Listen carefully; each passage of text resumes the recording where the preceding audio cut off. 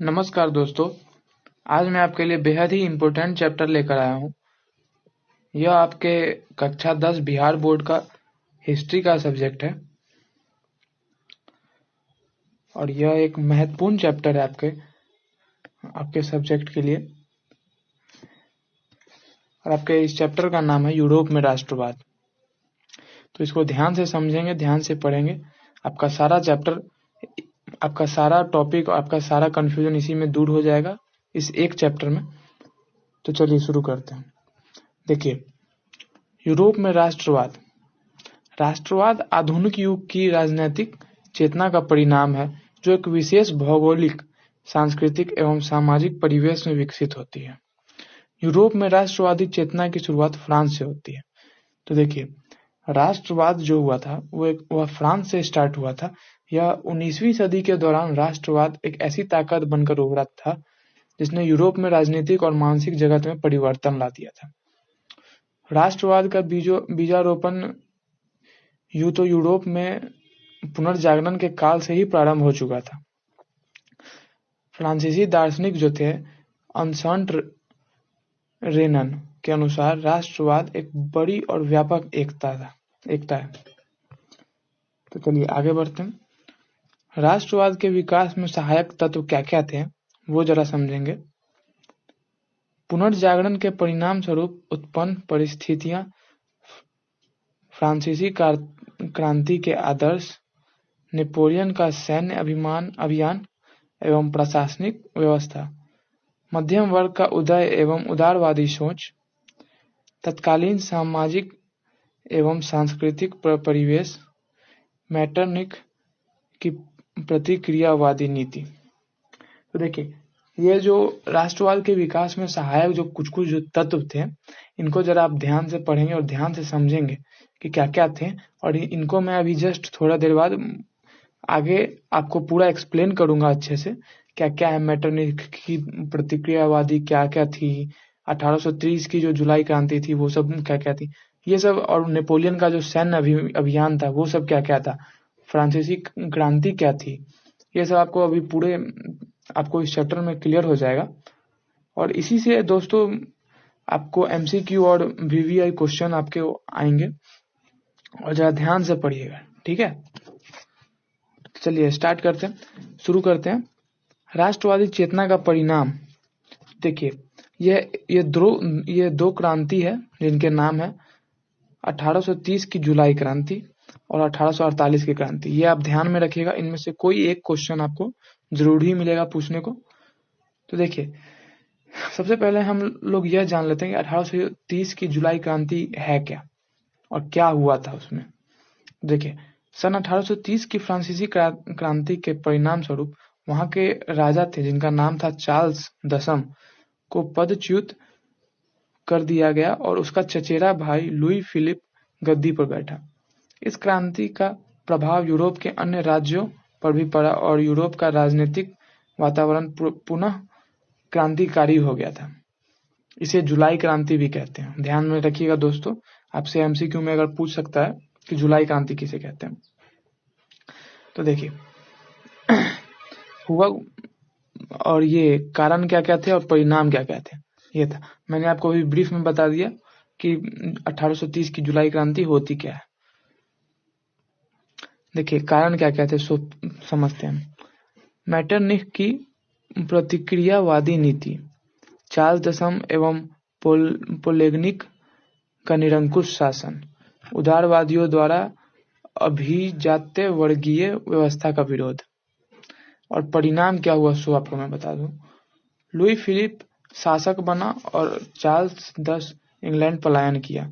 देखिए, मैंने आपको जस्ट अभी कहा था कि चार्ल्स दसम को पदच्युत कर दिया गया और उसका चचेरा भाई गद्दी पर बैठा था, लुई फिलिप, और चार्ल्स दसम को इंग्लैंड में पलायन करना पड़ा था। उदारवादी एवं संवैधानिक राजतंत्र की स्थापना हुई लुई फिलिप के आने से। मेटरनिख व्यवस्था को चुनौती मिली। राजशाही एवं चर्च के प्रभाव को चुनौती मिला। तो देखिए, यह ध्यान से समझेंगे कि 1830 की जुलाई क्रांति में क्या क्या हुआ था। आप एक कहानी की तरह समझे, आपको पूरा चैप्टर कंप्लीट हो जाएगा। आपका पूरा चैप्टर का जो जितना भी आपको लग रहा है कि ये हार्ड है, ऐसा कुछ नहीं है दोस्तों, ये आपका पूरा कंप्लीट हो जाएगा। तो देखिए 1830 में हुआ क्या था, सो मैं आपको बता दूं। बस आपको ये समझना है कि चार्ल्स दशम को हटाकर उसका चचेरा भाई लुई फिलिप गद्दी पे बैठा था और चार्ल्स दशम को इंग्लैंड पलायन करना पड़ा था। बस आप इतना समझ लें। 1848 की क्रांति में आपको मैं बता दूं क्या क्या हुआ, तो मैं आपको ब्रीफली बता देता हूँ, फिर उसके बाद ये आपको समझा दूंगा अच्छे से। देखिए 1848 की क्रांति में यह हुआ था कि फ्रांस तथा यूरोप के इतिहास में 1848 की क्रांति का अत्यधिक महत्व है। इसने जनता के सामाजिक, आर्थिक और राजनीतिक जीवन में परिवर्तन लाने का प्रयास किया। 1848 की क्रांति में सामाजिक एवं आर्थिक समानता पर विशेष जोर दिया गया और मजदूरों तथा कारीगरों को अधिकाधिक सुविधाएं देने का प्रयत्न किया गया। देखिए 1848 की क्रांति जो हुई थी उसमें बहुत ही महत्वपूर्ण योगदान था, जिसमें गरीबों को, निचले वर्गों के लोगों को बहुत से बहुत आर्थिक रूप से, सामाजिक रूप से, राजनीतिक रूप से उनके लाइफ में परिवर्तन आया था और उनकी सुविधाओं को बढ़ाने के लिए कदम उठाया गया था। तो देखिए 1848 की क्रांति में, ये आपके कुछ समझिए एक तरह से शॉर्ट नोट्स हैं, ये आप ध्यान में रखेंगे तो आपका पूरा क्लियर हो जाएगा। देखिए लुई फिलिप की कमजोर एवं उदारवादी नीति के कारण 1848 की क्रांति को लाया गया था। असफल वैदेशिक नीति को लाया गया था। भूखमरी एवं बेरोजगारी, जो गरीब लोग थे, जो निचले तबके के जो लोग थे, उनमें भूखमरी और बेरोजगारी, उन लोगों का काम धंधा मिल नहीं रहा था कुछ, इस वजह से 1848 की क्रांति हुई थी। पुरातन व्यवस्था का अंत एवं द्वितीय गणराज्य की स्थापना हुई। देखिए कारण क्या हुआ, कारण क्या निकला 1848 की क्रांति से, कि लुई फिलिप, मतलब कि 1848 की क्रांति का कारण क्या था, सो आप समझ जाएं। लुई फिलिप की कमजोर एवं उदारवादी नीति, असफल वैदेशिक नीति, भूखमरी एवं बेरोजगारी, पुरातन व्यवस्था का अंत एवं द्वितीय गणराज्य,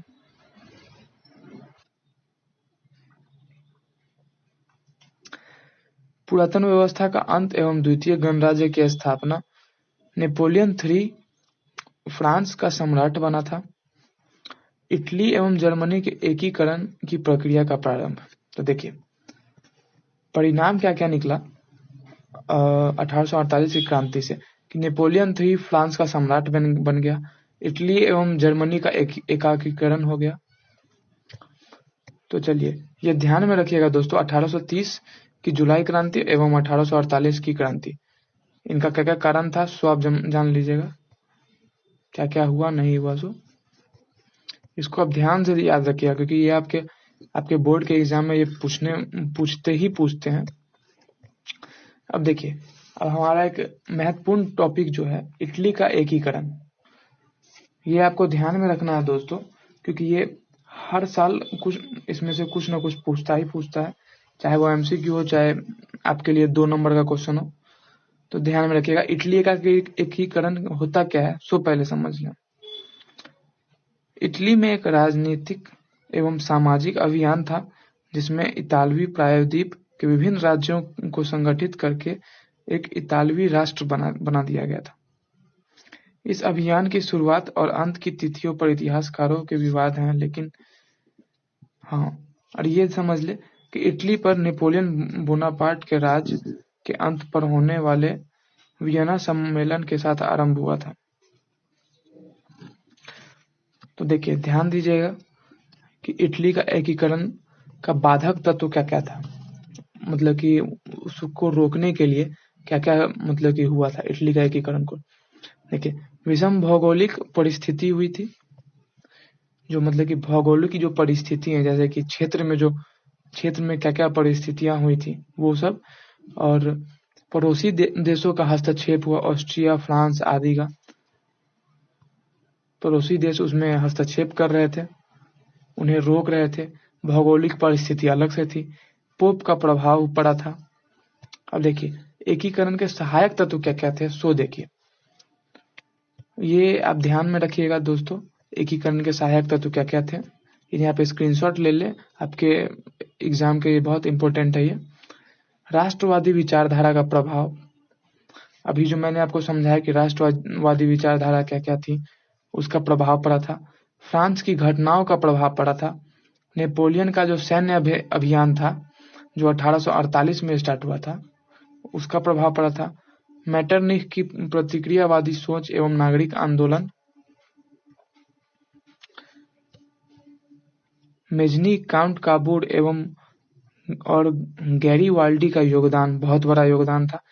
अभी आप जस्ट अब थोड़ी देर बाद आप मेजनी, काउंट काबूर और गैरीवाल्डी का को मैं आपको समझाऊंगा कि ये आखिर थे कौन, आखिर इनके साथ क्या क्या घटनाएं हुई और इनका क्या क्या योगदान था, ये आप अभी जस्ट थोड़ी देर में समझेंगे। एकीकरण की प्रक्रिया, मेजनी का योगदान क्या क्या था, अब ये हम लोग समझते हैं। पहले देखिए, मेजनी साहित्यकार, मैं आपको ब्रीफली पहले बता देता हूँ, उसके बाद आपको अच्छे से समझ में आएगा। मेजनी एक साहित्यकार थे, गणतांत्रिक विचारों का समर्थक और योग्य सेनापति थे। वह राष्ट्रवादियों द्वारा गठित कार्बोनरी दल का सदस्य था। सन 1830 ईस्वी के फ्रांसीसी क्रांति के प्रभाव से इटली अछूता नहीं रहा था। मेजनी ने इन नागरिक आंदोलन का उपयोग करते हुए उत्तरी और मध्य इटली में एकीकृत गणराज्य स्थापित करने का प्रयास किया। देखिए, मेजनी जो थे एक साहित्यकार थे, गणतांत्रिक विचारों और का समर्थक थे और योग्य सेनापति भी थे। 1830 के फ्रांसीसी क्रांति का जो प्रभाव था उनको मेजनी ने नागरिक आंदोलन का उपयोग करते हुए उत्तरी और मध्य इटली में एकीकृत किया था, उन लोगों को जोड़ा था और एक एकीकृत गणराज्य का स्थापना किया गया था। ये आप ध्यान में रखेंगे। देखिए, मेजनी का योगदान क्या क्या रहा, सो आप ध्यान में रखिएगा। यंग इटली 1831 की स्थापना की थी उन्होंने। यंग यूरोप 1834 की स्थापना की थी। 1848 की क्रांति के बाद पुनः वापसी एवं जनवादी आंदोलन की शुरुआत की थी।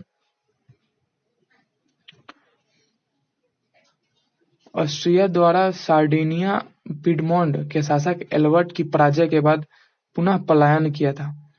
ये याद रखिएगा आप, ऑस्ट्रिया द्वारा सार्डिनिया पिडमोंट के शासक एल्बर्ट की पराजय के बाद पुनः पलायन किया था। और देखिए, काउंट काबूर थे, उनके बारे में हम लोग ध्यान से समझेंगे। विक्टर इमैनुअल का प्रधानमंत्री बना। 1853 एवं 54 के क्रीमिया युद्ध में फ्रांस का कूटनीतिक रूप से सहयोग हुआ था। नीस और सेवाय को नेपोलियन III को देने का वादा किया गया था। 1859 एवं 60 में लोम्बार्डी पर अधिकार, लेकिन फ्रांस के विरोध के कारण वेनिसिया ऑस्ट्रिया के ही कब्जे में थे।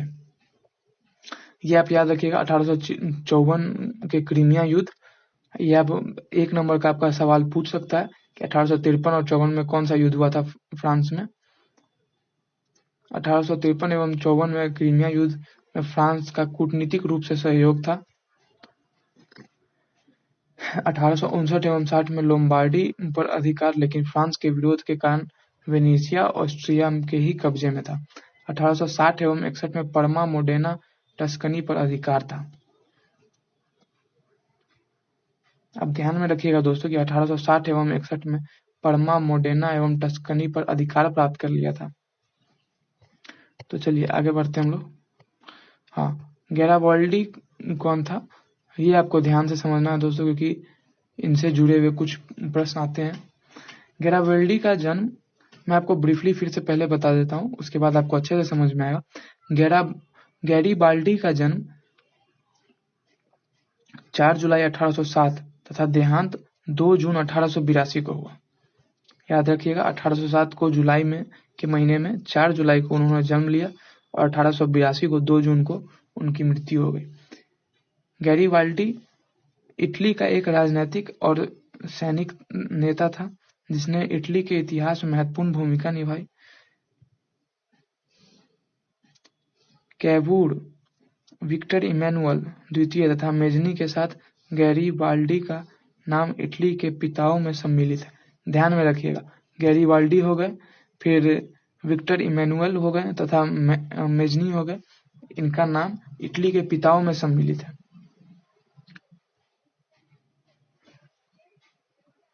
ये बात आप ध्यान में रखिएगा। चलिए अब आगे बढ़ते हैं। इसमें पेशे से नाविक थे और मेजनी के विचारों का समर्थक आगे चलकर काबुल के प्रभाव में संवैधानिक राजतंत्र का पक्षधर बना।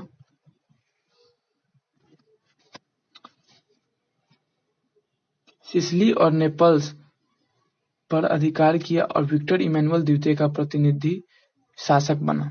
अब ध्यान में रखिएगा, इमैनुअल द्वितीय मेजनी तथा गैरिबाल्डी को कहाँ का राष्ट्रपिता माना जाता है, कहाँ का पिता माना जाता है? इटली का। ध्यान में रखिएगा दोस्तों।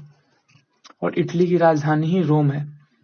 1862 में रोम पर आक्रमण की योजना बनाई, लेकिन काबुल से मुलाकात के बाद योजना का परित्याग कर दिया। गैरिबाल्डी ने रोम पर आक्रमण की योजना बनाई थी, लेकिन काबुल से मिलने के बाद उसने उस योजना को छोड़ दिया, मना कर दिया। इटली के दक्षिण क्षेत्र के शासक बनने का प्रस्ताव खारिज किया एवं अपनी संपत्ति राष्ट्र को समर्पित कर साधारण किसान के जीवन व्यतीत किया। तो देखिए, इन्हें पिता इसलिए भी कहा जाता है क्योंकि दक्षिण क्षेत्र के शासक बनने का प्रस्ताव इन्होंने स्वीकार नहीं किया तथा अपना संपत्ति अपने राष्ट्र को समर्पित कर एक साधारण किसान की जीवन जिया था इन्होंने। तो चलिए अब आगे बढ़ते हैं। ये आप ध्यान में रखिएगा, गैरिबाल्डी, मेजनी तथा इमैनुअल द्वितीय को एकीकरण का अंतिम चरण हम लोग पढ़ेंगे और अच्छे से समझेंगे आखिर एकीकरण का अंतिम चरण आखिर है क्या। 1862 में काबूल की मृत्यु के बाद रोम और वेनिसिया पर विक्टर इमैनुअल ने स्वयं अधिकार किया। देखिए, वेनिसिया और विक्टर इमैनुअल माफ कीजिएगा, वेनेसिया और रोम पर विक्टर इमैनुअल ने खुद से अधिकार जमाया था अपना। वेनेसिया और जो रोम है वो इटली में ही है। 1870 एवं 71 के फ्रांस और प्रसा के बीच युद्ध से उपजी अनुकूल परिस्थिति के कारण पोप वेटिकन सिटी के राजमहल में सिमट गया और संपूर्ण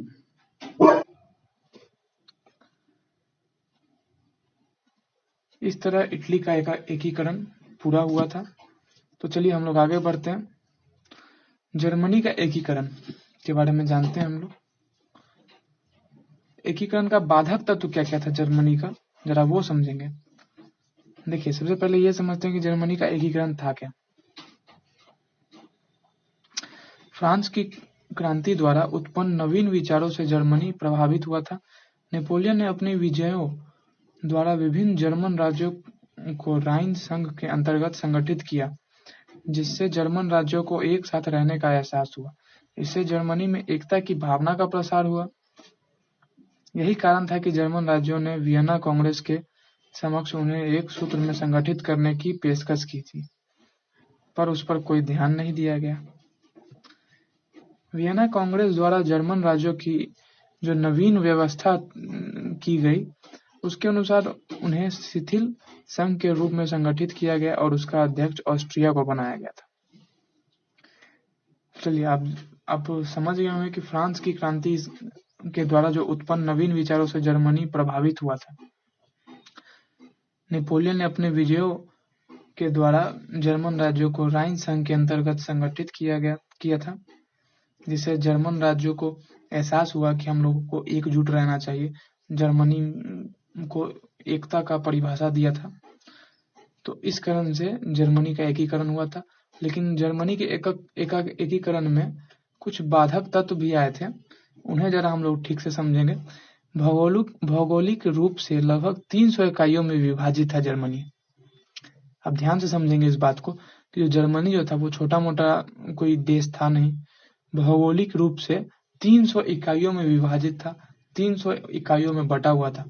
उत्तरी जर्मनी प्रोटेस्ट एवं दक्षिणी जर्मनी कैथोलिक बाहुल्य था। ये आपस में बटे हुए थे, उत्तरी जर्मनी प्रोटेस्ट एवं दक्षिणी जर्मनी। उत्तर के जो लोग थे वो उत्तरी जर्मनी पर प्रोटेस्ट में थे, दक्षिण के जो लोग थे वो दक्षिणी जर्मनी कैथोलिक बाहुल्य में थे।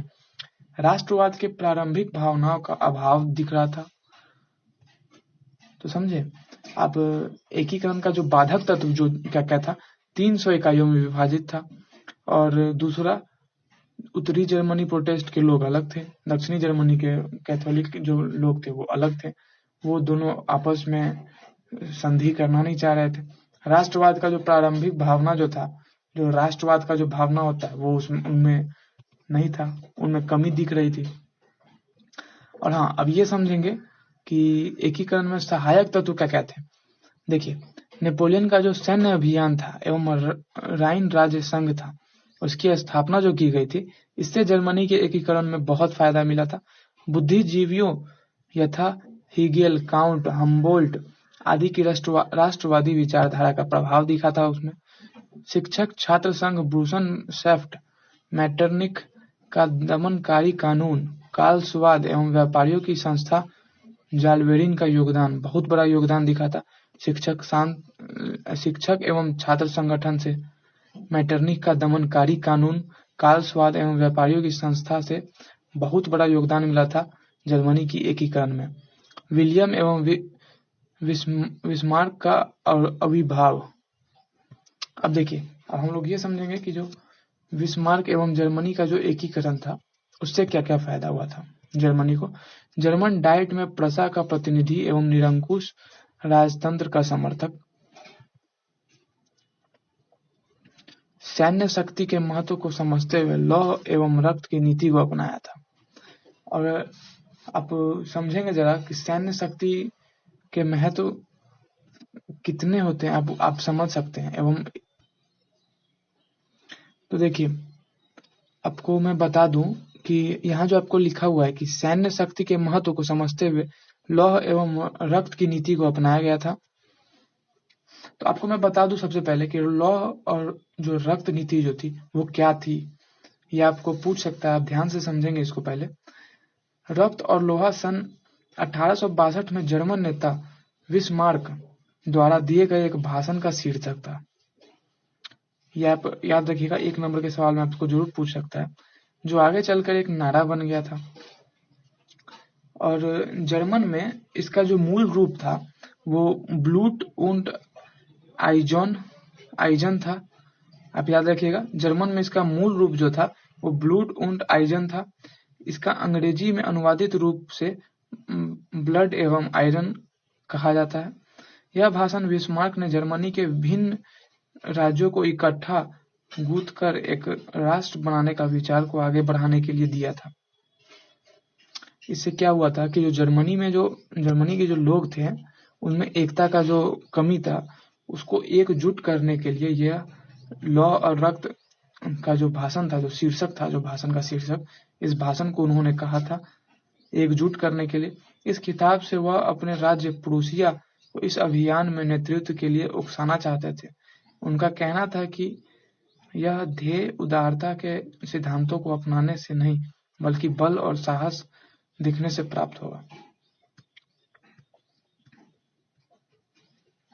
यह उनका वाक्य था।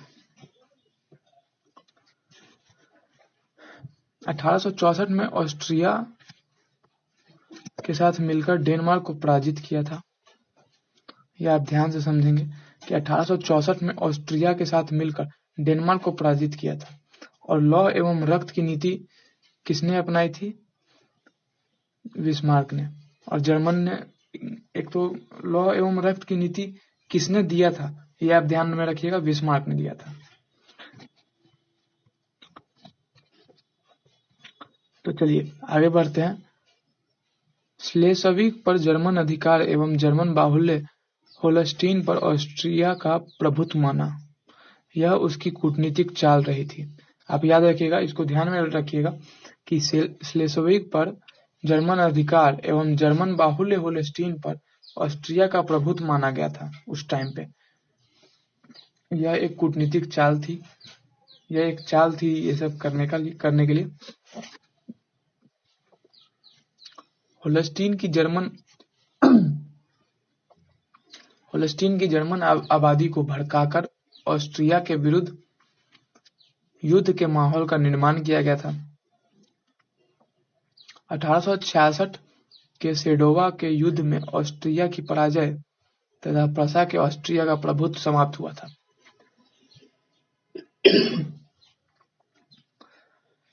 माफ कीजिएगा। देखिए हुआ क्या था कि जो होलेस्टीन की जो जर्मन आबादी थी उनको भड़काया गया था ऑस्ट्रिया के विरुद्ध, और युद्ध का जो माहौल जो था वो क्रिएट किया गया था उनके लिए। 1866 के जो सेडोवा के जो युद्ध हुआ था उसमें ऑस्ट्रिया की बहुत बुरी तरह से पराजय हुई थी। तो देखिए होलेस्टीन की जो जर्मन आबादी थी उसको ऑस्ट्रिया के विरुद्ध भड़काया गया था, लेकिन फिर भी भड़काने के बावजूद भी ऑस्ट्रिया की पराजय हुई थी। दक्षिण जर्मन राज्यों में हस्तक्षेप एवं स्पेन की राजगद्दी के सवाल पर फ्रांस से युद्ध के माहौल का निर्माण हुआ था। आप याद रखिएगा, ये एक इम्पोर्टेंट नोट्स है। 1866 के सेडोवा के युद्ध में ऑस्ट्रिया की पराजय हुई थी तथा प्रसा के ऑस्ट्रिया का प्रभुत्व समाप्त हुआ था और दक्षिण जर्मन राज्यों में हस्तक्षेप हुआ था और स्पेन की राजगद्दी के सवाल पर फ्रांस से युद्ध का माहौल छिड़ गया था। नेपोलियन III द्वारा 19 जून 1870 को प्रसा पर आक्रमण, लेकिन सेडान के युद्ध में फ्रांस की पराजय हुई थी। 18 मई 1871 को फ्रांस के साथ फ्रैंकफर्ट की संधि के बाद जर्मनी ने एकीकरण का कार्य पूर्ण किया था। अब देखिए अन्य देशों में राष्ट्रीय आंदोलन क्या क्या हुए थे। देखिए राष्ट्रीय जो आंदोलन हुए थे वो मुख्यतः यूनान, हंगरी, पोलैंड, बोहेमिया में खासकर हुए थे। इनको आप ध्यान में रखेंगे। यूनान में क्या क्या हुआ था सो आपको मैं बता दूं। आप ये ध्यान में रखिएगा, आपसे पूछ सकता है कि किन किन देशों में राष्ट्रीय आंदोलन मुख्य तौर पर प्रभावित हुआ था। तो आप ध्यान में रखेंगे कि कहाँ कहाँ हुआ था और किस किस वर्ष हुआ था, ये आप ध्यान में रखेंगे। देखिए यूनान में जो हुआ था तो तुर्की प्रभुत्व के विरुद्ध राष्ट्रवादी भावना के उदय एवं इंग्लैंड, फ्रांस एवं रूस के सहयोग से 1832 में यूनान का स्वतंत्र राष्ट्र के रूप में उदय हुआ था। ये ध्यान में रखिएगा। एड्रियानोपल की संधि 1829 में हुई थी। ये आप ध्यान में रखिएगा। एड्रियानोपल की संधि कब हुई थी तो 1829 में हुई थी, ये आप ध्यान में रखिएगा। और 1832 में यूनान का स्वतंत्र राष्ट्र के रूप में उदय हुआ था, ये ध्यान में आप रखिएगा। एड्रियानोपल की संधि 1829 में हुई थी और यूनान का जो स्वतंत्र रूप से जो उदय हुआ था वो 1832 में हुई थी। हंगरी का देखिए ऑस्ट्रिया के प्रभाव के विरुद्ध कोसुत और फ्रांसिस डिक नामक क्रांतिकारियों द्वारा लोकतांत्रिक आंदोलन हुआ था। 1846 को ऑस्ट्रिया की सरकार द्वारा हंगरी में स्वतंत्र मंत्री परिषद की मांग स्वीकार की गई थी। आप ये ध्यान में रखिएगा कि किस वर्ष ऑस्ट्रिया की सरकार द्वारा हंगरी में स्वतंत्र मंत्री परिषद की मांग जो हुई थी वो स्वीकार कर ली गई थी 1846 में। प्रतिनिधि सभा का जो राजधानी बुडापेस्ट में प्रतिवर्ष सम्मेलन में मान्यता एवं हंगरी के राष्ट्रीय अस्मिता को महत्व मिला था, यह आप ध्यान में रखिएगा। तो देखिए चलिए आगे बढ़ते हैं, पोलैंड के बारे में पढ़ते हैं हम लोग। पोलैंड में जो राष्ट्रवादी आंदोलन को रूस के द्वारा दमन कर लिया गया था। आप ये ध्यान रखिएगा कि पोलैंड में राष्ट्रवादी आंदोलन को किस देश के द्वारा दमन कर दिया गया था तो रूस के द्वारा दमन कर लिया गया था, ये आप ध्यान में रखिएगा। बोहेमिया में राष्ट्रवादी आंदोलन को ऑस्ट्रिया के द्वारा दमन कर दिया गया था। देखिए बोहेमिया में राष्ट्रवादी आंदोलन को ऑस्ट्रिया द्वारा दमन कर लिया गया था और पोलैंड में रूस के द्वारा दमन कर लिया गया था, यह आप ध्यान में रखिएगा।